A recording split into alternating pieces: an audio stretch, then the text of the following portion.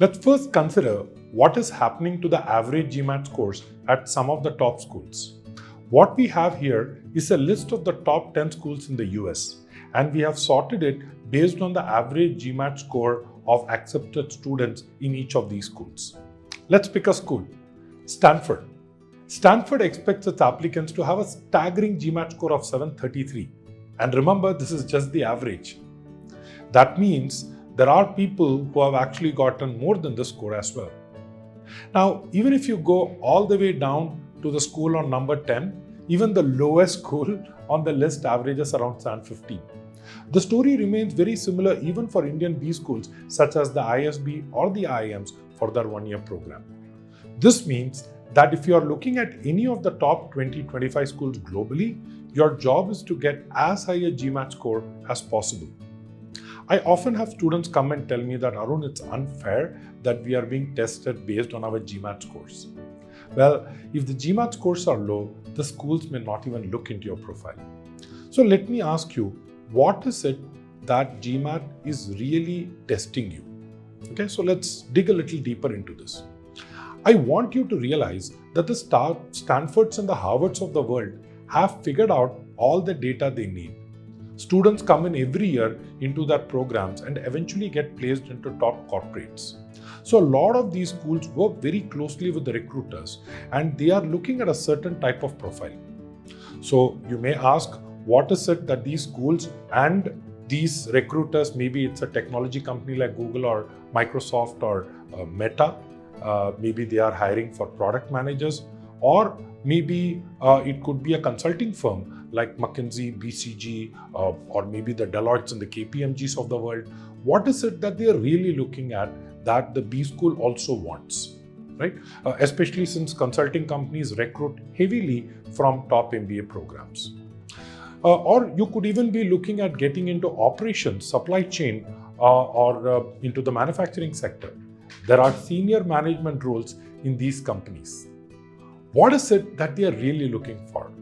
Well, there are a few essential skills that B schools think you need in order to thrive in the corporate world, especially in corporate US. What are these skills and how does the B school really assess you on these skills? Let's look at the first skill. It's your ability to read large amounts of data. Not really memorize it, but sift through it so that you can get the information you need. So the question is, can you get a bird's eye view of the topic and the content given so that you can deep dive and know what specific piece of information to retrieve at any point? There is so much of information in today's world. Your ability to structure this information and know where to look for is an essential skill. This is nothing but reading comprehension. And that is really what the GMAT will test you on. Now, if you look at the second skill, right, it's your ability to look at data. See, if you want to be a product manager, you need to be able to look at data and ask yourself, how does this really help us? Is this information beneficial? Is this information important for the case at hand? How do I draw conjectures? How do I draw inferences? How do I arrive at conclusions? What is this? This is nothing but critical reasoning on the GMAT. And during the course, you will see a lot of scenarios that will mimic the real world. So GMAT is really trying to simulate what you will do when you are in that corporate job 2 to 3 years down the line. Now, all of this information, all of your ideas is of no use unless you can use the analysis with data. And that's where maths comes in.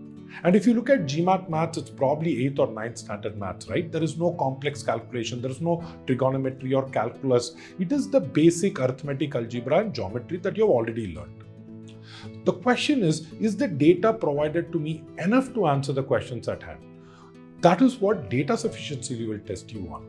How agile are you working with these numbers and how do you understand the connections between these numbers will form the crux of problem solving. And if you're looking at a career in management, I should tell you one last thing. The fourth and the most essential element is your ability to present and express your thoughts in clear, concise language, and that is really what sentence correction is testing you on. I hope you realize that your journey to the top position in your career starts with the GMAT itself. Apply the business mindset when it comes to solving GMAT questions. Don't get stressed. Be curious about it. There is something you will always learn. You will see that even when you get into a B school, your reading comprehension skills will help you get through case studies. Your ability to understand how a sentence is structured will help you when you're presenting your thoughts in front of your classmates. A lot of what you will learn today is just the start of a journey that will continue for many more years, especially if you're committed to a career in management. I would like to leave you with one last thing. Look at the GMAT journey as an investment in yourself and try to enjoy the learning process. Our course is structured to help you enjoy the GMAT because we feel that if you enjoy studying for the GMAT, the whole process becomes a lot easier.